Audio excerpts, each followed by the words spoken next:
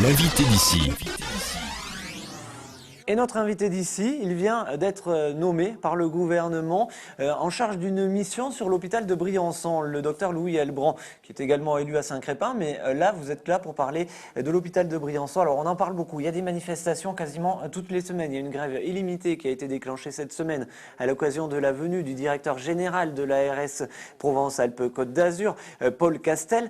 Alors, Louis Helbrandt, est-ce que toute cette agitation, qu'elle soit politique, on voit le maire de Briançon aller dans la rue avec le député, planter des piquets sur un rond-point. On voit l'opposition rejeter la faute sur la majorité actuelle, qui rejette elle aussi la faute sur l'ancien maire de Briançon.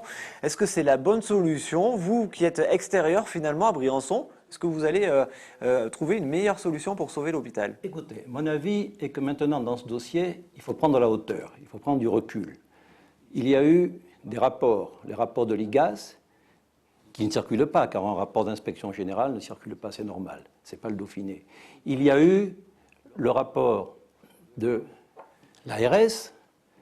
Tout cela maintenant va arriver sur le bureau de Madame la ministre de la Santé et des Affaires sociales, qui prendra sa décision à la fin de l'année. Donc je pense que maintenant, on est à un tournant. Je ne pense pas que les manifestations de la rue fasse avancer le dossier. On l'a vu, ça n'a pas fait bouger d'un iota la position de l'ARS. Donc je pense que maintenant, il faut avoir de l'imagination, dialoguer avec ceux qui vont prendre la décision, c'est-à-dire Mme Touraine et l'Élysée, et il faut être rationnel. Il faut à la fois assurer la sécurité des patients et admettre qu'il y a des réalités financières et budgétaires. Alors, moi, j'ai été un expert toute ma vie de ces questions-là. Je ne fais pas de politique, j'ai la carte d'aucun parti. Ma dernière carte, ça a été le parti de M. Chevènement il y a très longtemps. Je suis donc un expert indépendant. J'ai hier dialogué avec M. Philippe Pucheux, qui est conseiller technique chargé de cette question au cabinet de Mme Marisol Touraine. Je lui prépare un rapport en essayant de trouver une solution pour à la fois la sécurité des malades et surtout l'équilibre budgétaire. Car le gouvernement a quand même mis 25 millions d'euros en 3 ans dans cet hôpital, qui est déficitaire. Il est actuellement sous contrôle de gestion, il n'a plus de directeur. Donc, financièrement, la situation est grave. On ne peut pas se contenter, comme vous le disiez, de défiler dans la rue, dans les carrefours à Briançon et crier « Gardons, sauvons l'hôpital ». Non, ce n'est pas sérieux. Il faut faire des propositions sérieuses. Donc, dès la semaine prochaine, mon rapport va être surtout orienté sur la collaboration franco-italienne, car là on peut, je pense, faire beaucoup d'économies et essayer d'équilibrer le budget. J'ai rendez-vous dans les 15 prochains jours avec le président de la région italienne, M. Ciamparini, qui est du Parti démocrate, donc un socialiste, ça devrait arranger les choses.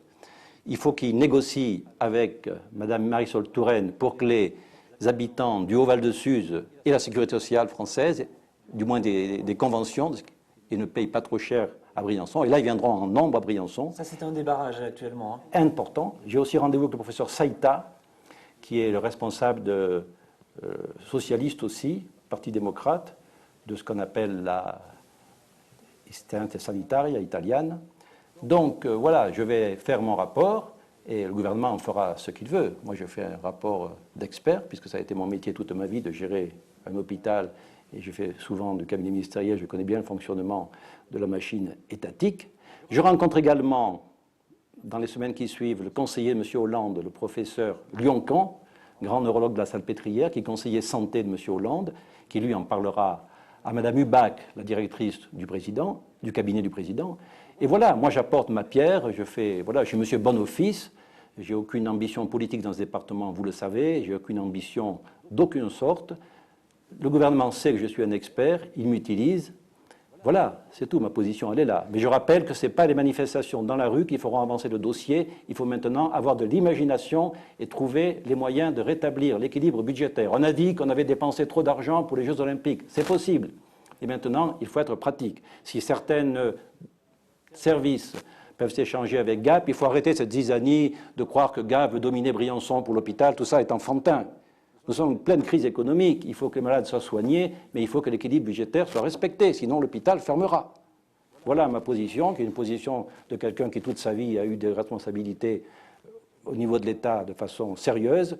Et je pense que maintenant, l'heure n'est plus à la manifestation, mais l'heure est à la solution. Louis Albrand, vous appelez au cessez-le-feu. En fait, est-ce que la position, les attitudes des élus sont responsables, que ce soit celle de Joël Giraud, de Gérard Fromm, ou même d'autres élus, on va dire un peu plus d'opposition, ou des maires du secteur? Mais je ne suis pas là pour donner des bons ou de mauvais points aux élus. Ils font leur travail qui est difficile, ils ont des comptes à rendre à leur population. Moi, je me bats aussi parce que je suis un modeste élu de Saint-Grépin. Et je veux aussi que les gens de mon village aient une sécurité sanitaire. Non, je ne suis pas là pour juger les élus.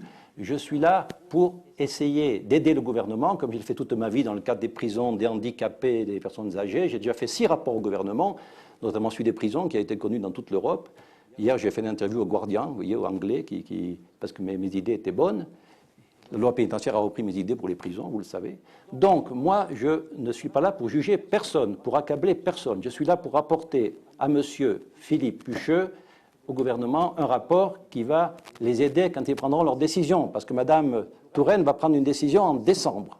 Vous dites qu'il y a des enjeux financiers, il y a aussi des enjeux sanitaires. Vous évoquez un chiffre entre 10 et 15 morts éventuellement par an suite à une suppression du service de réanimation. Ça serait quelque chose qui pourrait se passer? Absolument, c'est ce que m'ont dit les chirurgiens. Et je n'ai pas de raison de mettre leur honnêteté intellectuelle en doute.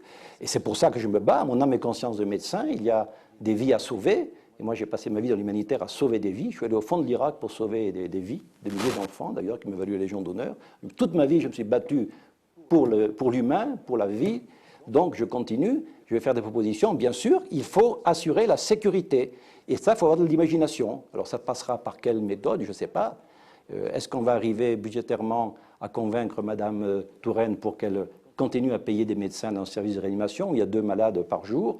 Est-ce qu'on va trouver un système de transport ultra rapide vers Gap? Je pense qu'on peut améliorer la gestion de l'hôpital en regroupant des services. Il y a des services à Briançon, peut-être des gens qui pourraient venir se faire soigner à Gap, quand il n'y a pas d'urgence.